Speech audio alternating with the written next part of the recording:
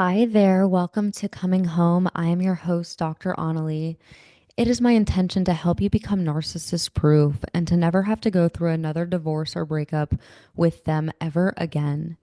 There are a few principles and key components to help us prevent another divorce. It requires us to be in our power. It requires us to take an inventory of our previous relationship and to finally see our part.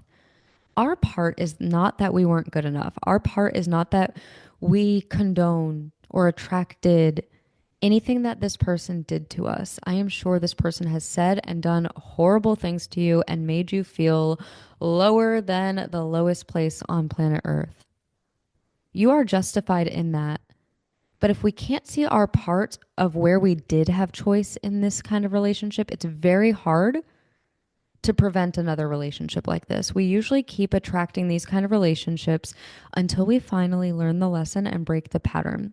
The way that we break the pattern is that we take the inventory from our previous relationship, we see our part, and we see where we had a say in it. How many people can look back once their divorce is finalized or you officially broke up with the narcissist and say that you saw the red flags? You knew that this person wasn't healthy for you. You knew this person wasn't right for you. Problem is, most people create a lot of guilt and shame and regret because of this. Something that you'll come to find when you work with me one on one or in my programs, or you just keep listening to these podcasts, is that I am the queen of reframing. I am the queen of finding the silver lining and seeing the gratitude in every single thing that has happened to us, even if it's been incredibly painful and hurtful. So instead of looking back and taking an inventory and finding shame and guilt and regret and we should have known better, I like to use that information to have wisdom and discernment moving forward for a new relationship so that we do not have to get ourselves into or stay stuck in the incorrect relationship now. Because we will start to see that we actually have very common patterns and tendencies and defects. For me, for example, I had a wound that I never fully felt chosen. The man I would be attracted to never fully chose me, and the one who would fully chose me, I wasn't attracted to them. So I would continue to entertain somebody who wasn't fully choosing me because I wanted them to choose me. So I would let them leave and come back and leave and come back. I let them treat me like an option. I let them go see that the grass wasn't greener on the other side. And trust me, I got something out of that. You will also start to come to see that we get something out of our common patterns. So I would then feel even more desired and even more empowered that this man would go play the field and realize there wasn't anyone better. And so it actually did something to my ego. Although when he would come back, I'd never fully be at peace ever again. I never fully trusted him. Always in the back of my mind, I was wondering if he would do it again. Have you experienced that? You let the narcissist back in or you decided to stay, but deep down you know you can never fully trust them or fully relax with them again, even if you want to, even if you're trying your best. That was how I would always feel. Once the relationship was tainted and we would get back together, it was never the same. And there was no full happiness, there was no full peace. But at the end of the day, I had to take ownership that that was my wound and my pattern and what I was open and available for. That was what I continued to tolerate. So I could sit here and be so mad at this man or multiple men who would leave and come back, wouldn't fully commit to me, wanted to have their cake and eat it too with me. I had to realize that I'm the common denominator of I am the one who is allowing this behavior. If I don't like this behavior, then it's up to me to close the door on this behavior. I shouldn't even be in a position to be left or to let them back in. That was on me. So I had to start to heal that. And so moving forward, how did I break this pattern, break this wound to only be open, available, and attracted to somebody who chose me and committed to me from day one? That became my dominant pattern. Because the moment somebody made me feel like they weren't choosing me, I had to say no. I had to not entertain it. I had to not give them the benefit of the doubt. There was somebody that I was talking to, And he wasn't fully making the plan, fully committing to the time, fully keeping me updated. It was a little wishy-washy, which in general, as a feminine woman, that is not attractive to me. I'm attracted to a masculine man who sets the plan, who sets the time, who makes the arrangements. He creates the container for me to flow in. So the wishy-washy kind of energy is very feminine from a man to do that. And that repels me now. That turns me off. And so I had an instance where I hadn't heard from this person who said we were going to go hang out. We were going to go on a motorcycle ride. I didn't hear from them until 4 p.m. the day that we were going to do this. And I had asked prior if he knew the exact time or whatnot. And I usually try to not ask that, but it got to the point like I need to make plans. And he never fully set the time. We briefly talked about it right before, the day before it was going to happen. Then by 4 p.m., this is what I had to do. I had to say, hey, it seems you're busy. I decided to go ahead and make other plans because I didn't hear from you. Wish you the best.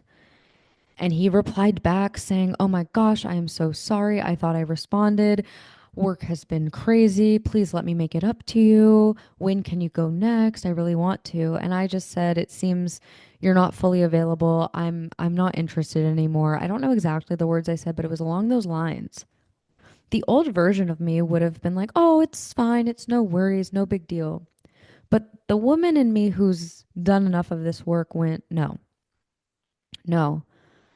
If he's not even on his best behavior right now, I can't just assume and hope and wish that it's going to get better. I had to learn to not give the benefit of doubt. Of course, a one off thing, sure, that can happen. But in general, I felt this person was busy with their work and not fully available or not available in the way that I desire. And that alone is enough to make something not be a match for us. And recently I had seen, it seems this person's in a relationship anyways too, and it always reminds me that I'm never wrong when it's time to release somebody because they also might need to be available for the person who is right and who is meant for them. So sometimes we think we want to hold on for dear life or keep giving people a million chances when they're not even the person that is correct for us. I was sharing this with a client who keeps getting ghosted. He has plenty of women who are interested, but he has a pattern of the woman he's kind of interested in seems to ghost him. And then she ends up coming back. And what I've been helping him reframe is that what if it's because simply they're just not the match for you and maybe they're meant to be with somebody else, but also you're meant to be with somebody else? Can you look back at any relationships or situationships you got into where they didn't ghost you and it was a big, complete waste of time and pain and chaos and drama, and it was probably better if they ghosted you? This is where we are reframing the ghosting. The other part around reframing the ghosting is that just because we're really compatible with somebody and we are really attracted to them and we think, oh my gosh, they could be the one, they are our soulmate. Well, if they're not reaching out the next day or we don't hear from them or we get the feelings that they're ghosting us, that makes it where it's not our person. So they can check off every other box, but the fact that they're not fully choosing and committing or reaching out or responding back to you is also the sign. So I'm very big on helping a lot of my clients really be discerning of what is the person's behavior versus just how you feel with them. We want to take a look at all of it and to really be in our power, AKA to be narcissist proof. We have to stop giving people a million chances and the benefit of the doubt and excusing and justifying poor behavior, especially in the beginning. The reason we attract in narcissists in the first place anyways is because we get addicted and attracted to the idea and the vision that we hope that this relationship will be. Once the person hooks us and discards us, we are ignoring what is actually going on. We're just still holding on for dear life to what we hoped the relationship would be instead of accepting that it wasn't that. Somebody who's in their power and knows they are worthy and they are secure, they would never entertain somebody hooking and discarding them. And so that's why this whole work is around us being in our power. We are not attracted to somebody who's going to be flaky, somebody who's going to ghost, somebody who's hot and cold, somebody who treats us like an option, somebody who continues to entertain or have affairs with other people. A secure person would walk away from that and know that there's plenty of fish in the sea. Why would they be with somebody who treats them like an option? But especially as empaths, and especially if we've experienced a lot of narcissistic and avoidant and twin flame kind of relationships, we tend to just have a desire to be desired override all. So this is why a lot of times they can have an affair or they can go see if the grass is greener on the other side. At the end of the day, if we so strongly need to be desired and chosen, we will override and tolerate some of that behavior. But when we know how to desire ourselves and choose ourselves and have a deep connection with our higher power, we become repulsed by somebody who doesn't fully choose and desire us because we know it's not an us issue. That is the work I'm here on this planet to help us all with, is to realize it's not an us issue.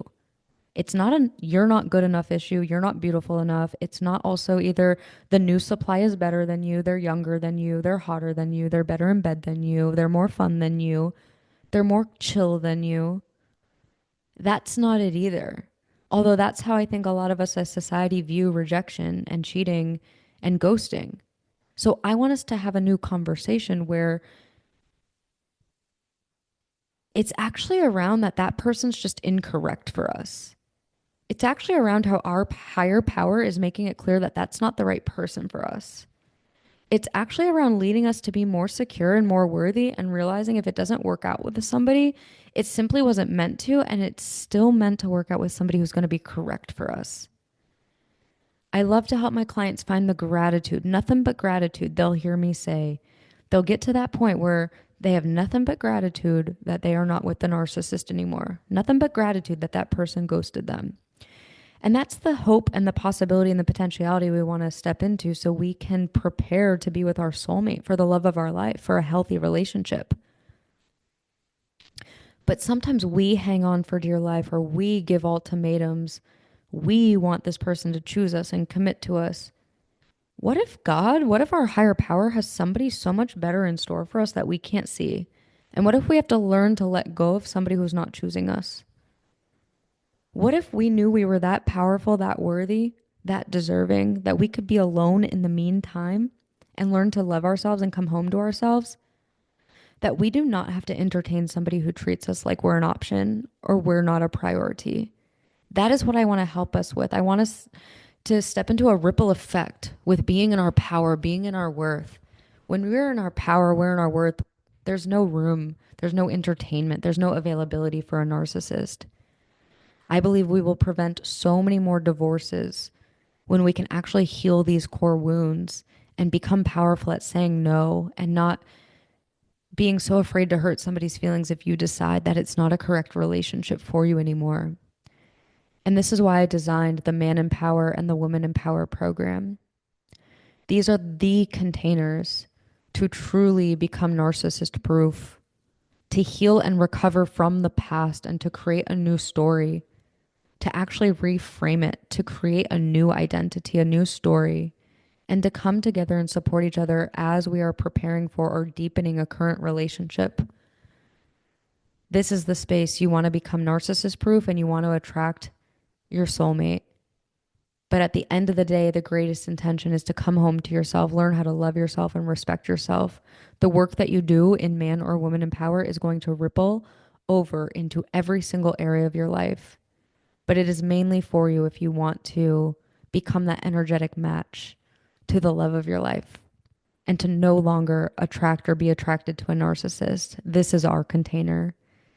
You have me, you have a group of empaths. So I invite you into that space. There also is a space to do 3 weeks or 3 months one-to-one with me.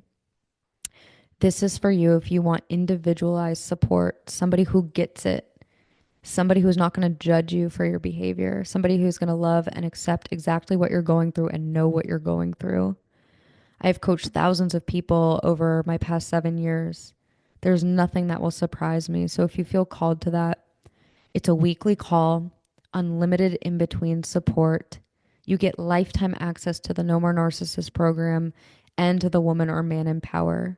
So you either do my Kickstart, do 3 weeks of me, or my Transcendence, 3 full months together to fully transform. You will never be the same in the best way possible after doing this. So if you want to join either of those, just go ahead and click the links below or shoot me a message on Instagram. I'm so happy that you made it here. I know there's no coincidence, there's no accident, and I look so forward to serving and supporting you further.